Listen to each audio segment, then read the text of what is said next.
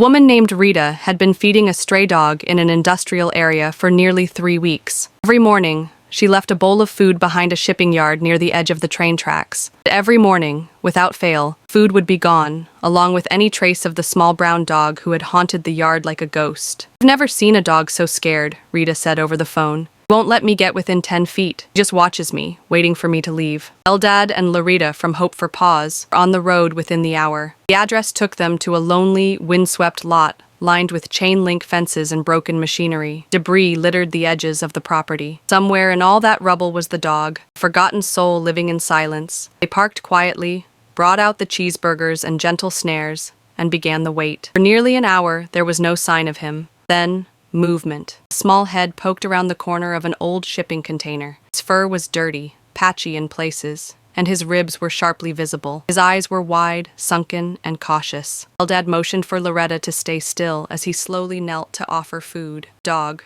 who they would later name Benny, watched silently, barely blinking. Took one tentative step forward, then another. But as soon as the wind blew a can across the pavement, he bolted. "This is going to take a while," Loretta said quietly. That day, they stayed 6 hours, setting up a crate and camera, leaving food, and slowly gaining Benny's trust, step by slow, patient step. By the third visit, Benny no longer ran when he saw them. Instead, he would sit under a broken forklift, his body trembling but still. He had begun to recognize their voices, the soft way they moved. Most importantly, food. Benny finally accepted food from Larita's hand, still shaking but too hungry to resist. As he ate, she gently slipped a soft snare around his neck. The moment it tightened, Benny froze. His body went stiff, and for a split second, they feared he might panic and hurt himself trying to escape. Retta began softly humming, a simple, soothing melody. Benny's ears twitched, and his trembling eased. She slowly scooped him into a blanket and carried him to the car. Didn't fight, didn't cry, just closed his eyes and let go. At the vet,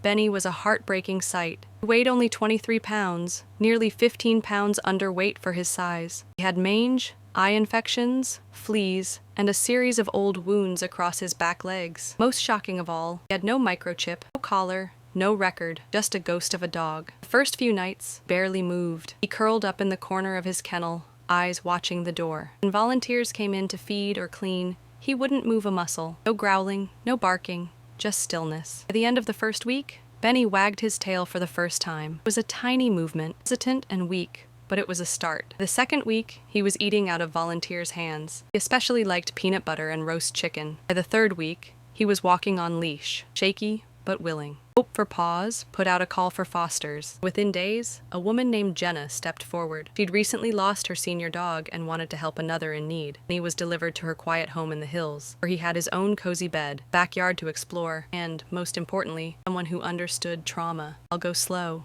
Jenna said. "He doesn't have to do anything he's not ready for." And she meant it. The first few nights, Benny wouldn't leave his crate. Jenna sat outside it, reading books aloud, letting her voice fill the silence. On the fourth night, Benny stepped out and lay next to her for the first time. After a month, he was playing with toys. After 2 months, he was wagging his tail when Jenna came home from work. After 3 months, he was a whole new dog. Hope for Paws kept followers updated on Benny's progress, and the outpouring of love was incredible. People from around the world sent letters, toys, and treats, but the best gift of all came on a rainy February morning. Family from Oregon reached out. They had followed Benny's journey from the very beginning. After losing their beloved dog, Harley, to cancer, they had waited for the right soul to come along. "We saw Benny," they wrote, "just knew." They flew to Los Angeles that weekend. The moment Benny met their young daughter, Lily, something magical happened. He walked straight up to her, nose twitching, and laid his head on her lap. No hesitation, no fear, just trust. Tears flowed freely that day. Benny left for Oregon with his new family, Jenna, crying but smiling, knowing he was going exactly where he belonged. Today,